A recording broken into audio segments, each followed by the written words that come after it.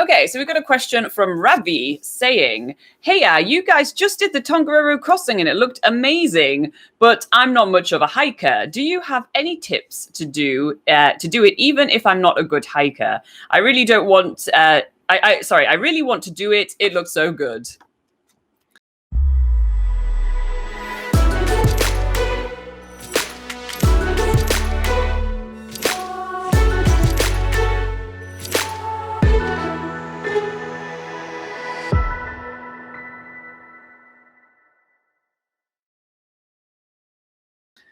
So yeah, the Tongariro Crossing is one of the crown jewel of the hikes in New Zealand. I actually think it is the most popular day walk in the country. It is also part of the Tongariro Circuit, which is one of the New Zealand Great Walk. It's a fantastic walk to do, but there are actually a few things that you need to be aware of, and a few things to keep in mind when tackling such a long walk. So we're gonna go over a couple of tips for you, probably about 10, because that's usually a good, nice round number.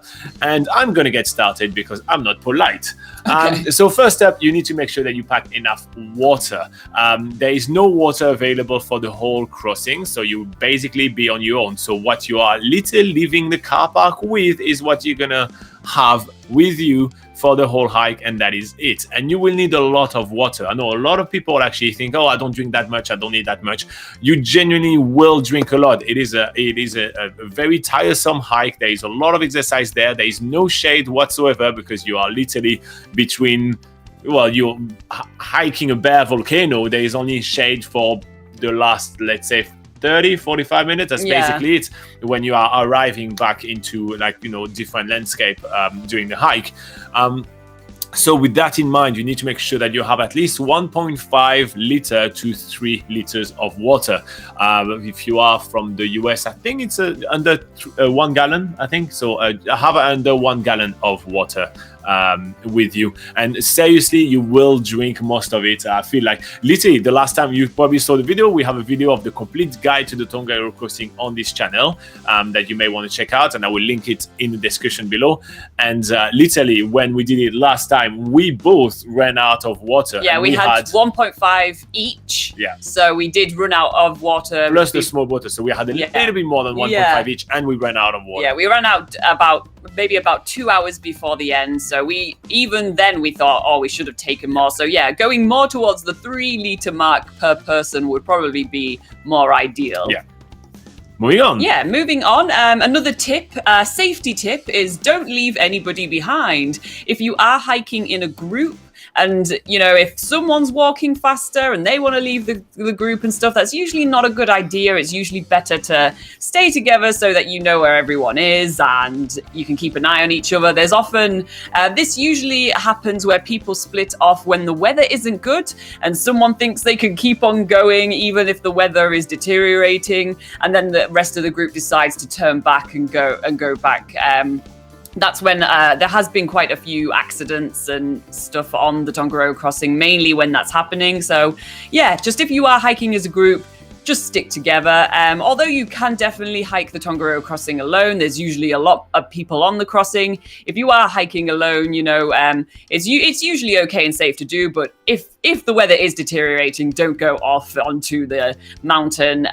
If you can't see anything, if it's super windy and cold, and if you have any iffy feelings, then it's usually a good idea to turn back if you haven't actually reached the halfway point.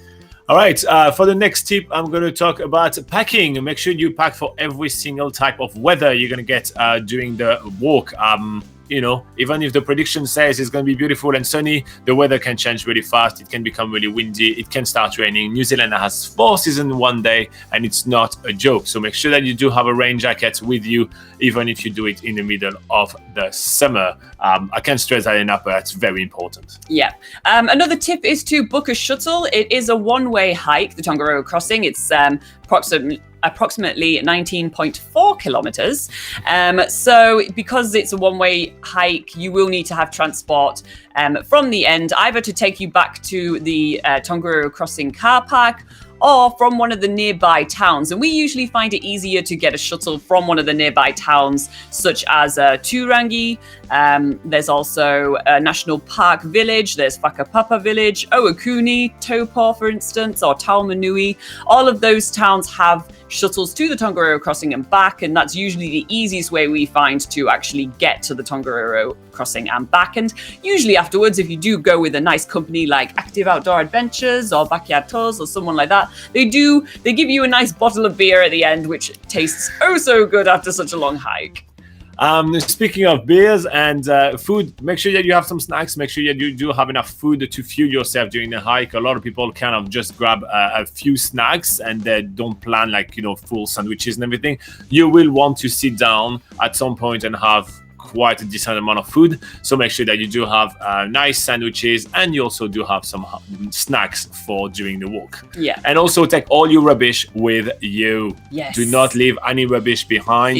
Take all your rubbish with you. When you're packing your snack, put them in the bag, and you put every single one on the snack packets and bags in there. When we did the crossing last time, I was picking up a lot of trash. I don't like doing that, so don't leave your trash behind. Yes.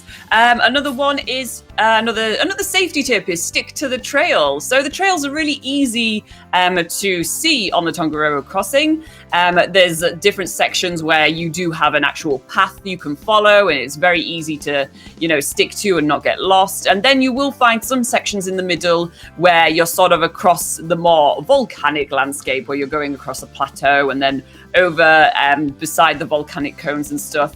And those paths are a little harder to see, but all you need to do is follow the pole markers.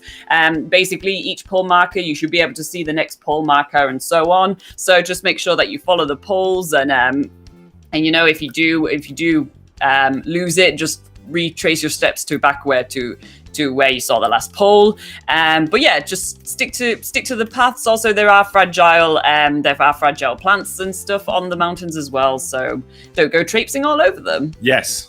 Okay, the next tip that I have for you guys is not to do it in winter. So don't get me wrong, it's beautiful and amazing to do it in winter, but if you're not prepared and you don't know how to do winter hikes and use crampons and all these kind of things, don't do it in winter. There are some tools which are relatively expensive, but there are some tools that will take you there guided with all the gears and some trains guide and all that, which is great. So you can do that, but don't do it alone in winter. The weather can be super changeable. It is just very dangerous, and so it would be very silly for you to put yourself in such a precarious situation. There are very often, I don't think there has been a single winter on the Tongariro Crossing where there haven't been some sort of accident. So make sure that you're not one of those. Stick to the correct season for the Tongariro Crossing. And when is the season? Well, that's the next point. Okay. Well, okay. So I didn't want to steal your thunder. Okay. So just so it's really clear, the season for walking the Tongariro Crossing independently, that's when there's no risk of snow on the mountain. It usually goes between the end of October until the end of April, and that's usually when the shuttles are running for people to walk the hike independently. So plan to do your hike during that season.